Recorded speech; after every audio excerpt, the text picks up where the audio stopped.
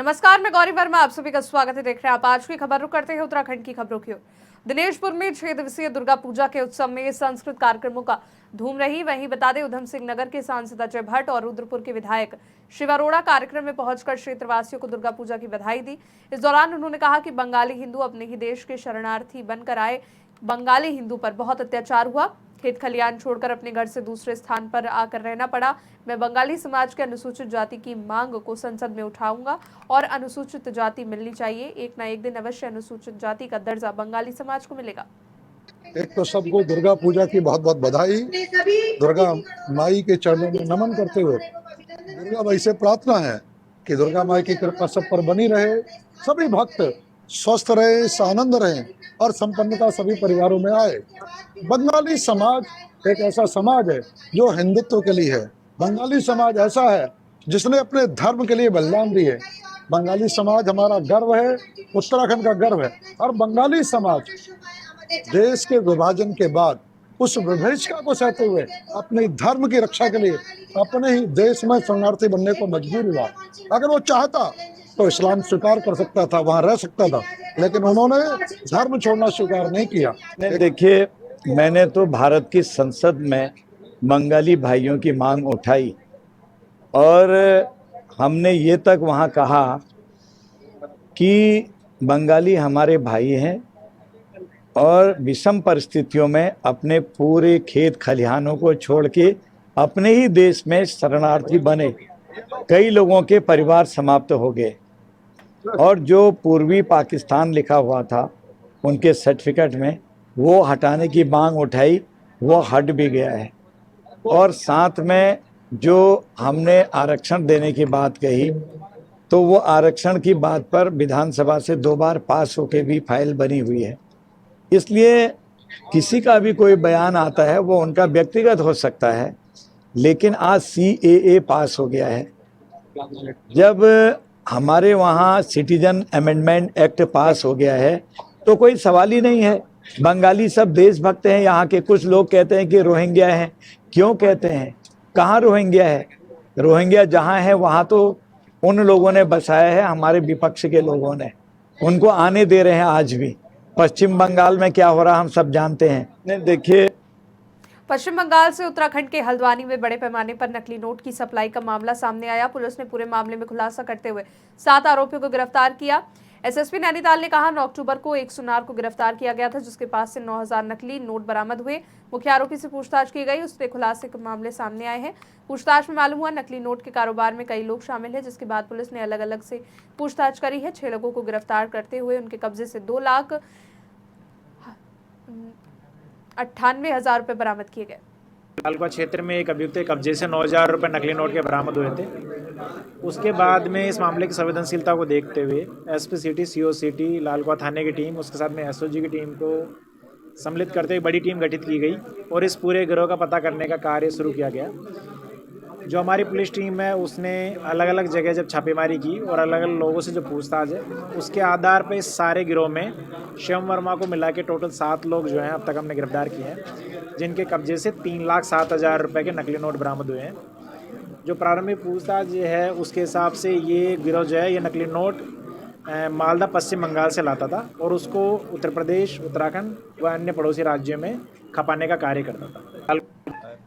हल्द्वानी में राज्य आंदोलनकारी हरीश पनेरू ने प्रेस वार्ता का आयोजन किया, जहां उन्होंने कहा कि बीते महीने 20 सितंबर को युवक को थाने में उप निरीक्षक और 2 सिपाहियों द्वारा बेरहमी से पीटा गया था। मामले पर आंदोलन किया गया। आखिरकार आज उनके आंदोलन की जीत हो गई, क्योंकि न्यायालय के निर्देश पर मामले में मुकदमा दर्ज कर विवेचना करने के निर्देश जारी हुए हैं। पीड़ित को न्याय दिलाने में नाकाम रहे और लगातार सत्ता पक्ष के लोगों द्वारा पीड़ित के साथ जो है धमकाया जा रहा है, उसको समझौते के लिए बाध्य किया जा रहा है। और मुझे ऐसा लगता है कि हम आप सब पत्रकार भाइयों के आशीर्वाद से उस पीड़ित को न्याय दिलाने में अब तक सफलता हमको पहली सीढ़ी के रूप में मिल चुकी है।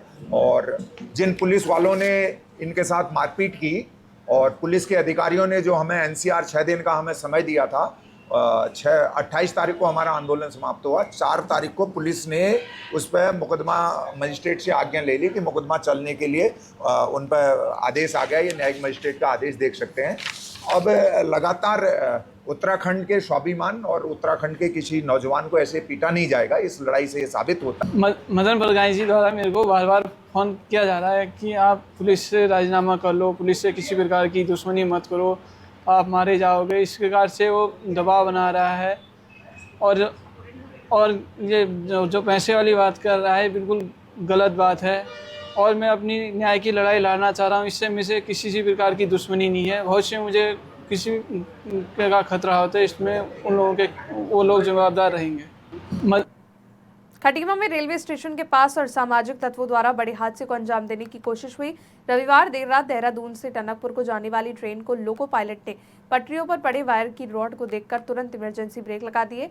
इसकी वजह एक बड़ा हादसा होने से टल गया। खटीमा रेलवे स्टेशन से लगभग 1.5 किलोमीटर पहले ट्रेन की पटरियों पर असामाजिक तत्वों द्वारा 15 फीट लोहे की मोटी वायर रखकर हादसे को अंजाम देने की कोशिश की गई। एक जो केबल होता है, काफ़ी हैवी केबल है, उस केबल को ट्रैक पे रखने की एक घटना प्रकाश में आई है, जिसमें अभी विधिक कार्रवाई इसमें की जा रही है। और वो घटना किसके द्वारा की गई, क्या उद्देश्य रहा इसमें, और जो भी एंगल है उसके हिसाब से हम लोग इन्वेस्टिगेशन करेंगे इसमें। और जो भी फैक्ट्स आते हैं उसके बेस पे अग्रिम कार्रवाई की जाएगी। सुसंगत धाराओं में अभियोग पंजीकृत करके इन्वेस्टिगेशन करेंगे और जो भी इसके विरुद्ध दोषी हैं उसकी कड़ी कार्रवाई उनके विरुद्ध की जाएगी। एक सितारगंज में प्रस्तावित पुलिस आवास के लिए कवायद शुरू हो गई है। पुरानी तहसील बिल्डिंग के बराबर में नई तहसील भवन का निर्माण होना है। तहसील भवन के ठीक सामने खाली पड़ी भूमि पर पुलिस आवास बनने जा रहे थे, लेकिन कुछ आपत्तियों के बाद वहां निर्माण कार्य रोक दिया गया। आज उधम सिंह नगर के डीएम एसएसपी ने क्षेत्र का निरीक्षण किया। जिलाधिकारी ने कहा, जो प्लान होगा जनता और कर्मचारियों के हित में जल्द ही फाइनल कर दिया जाएगा। एसएसपी साहब और साथ में एडीएम साहब और एसपी सिटी साहब सब साथ में, और हम लोगों ने ये आज प्लान किया कि जो अगला फ्यूचर डेवलपमेंट है ऑफिसेज का, रेजिडेंस का, तहसील का या पुलिस का, उसके लिए जो लैंड दी जाए वो सुटेबल लैंड दी जाए। साथ ही साथ जो सबसे बड़ा उद्देश्य है कि तहसील एक बड़ा ही कह लीजिए कि ऐसा कैंपस होता है, ऑफिस होता है, जहाँ हर आदमी आता है, गरीब से गरीब आता है और बड़ा से बड़ा आदमी भी आता है। भीड़ लगती है, वहाँ अधिवक्ता भी बैठते हैं, हर तरह के लोग आते हैं। तो जमीन बिल्डिंग बन गई लेकिन उसके सामने जमीन नहीं है, वो भी इस तहसील के लिए ठीक न लगता। ये सारे बिंदुओं को देखने के बाद हम लोगों ने तय किया, खुद निरीक्षण करने कि आने वाली जनता, सब रजिस्ट्रार ऑफिस, ट्रेजरी, कैसे हम सबको व्यवस्थित कर पाएंगे, अधिवक्ताओं को भी कैसे सुविधा दे पाएंगे। इन सारे बिंदुओं को हम लोगों ने अभी वहाँ भी स्थल का निरीक्षण किया। अभी जो जमीनें हमारे खंडहर के रूप में पड़े हुए हैं उनको भी देखा। फिलहाल के लिए इतना ही। देश दुनिया की बड़ी खबरों के लिए देखते रहिए आप आज की खबर।